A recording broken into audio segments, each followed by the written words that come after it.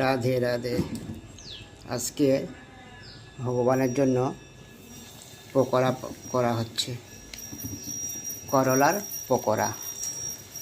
করলার পকোড়া রসা হবে, আর ধঁদলের শুক্তো হবে, আর টমেটো চাটনি হবে।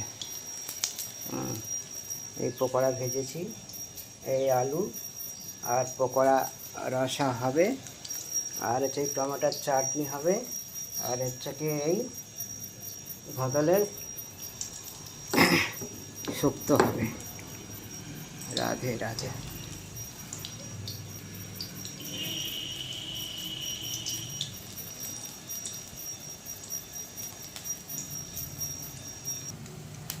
হরে কৃষ্ণা হরে কৃষ্ণা হরে কৃষ্ণা কৃষ্ণা কৃষ্ণা হরে হরে, হরে রাম রাম রাম হরে। আর এদিকে অন্ন বসে দিয়েছি।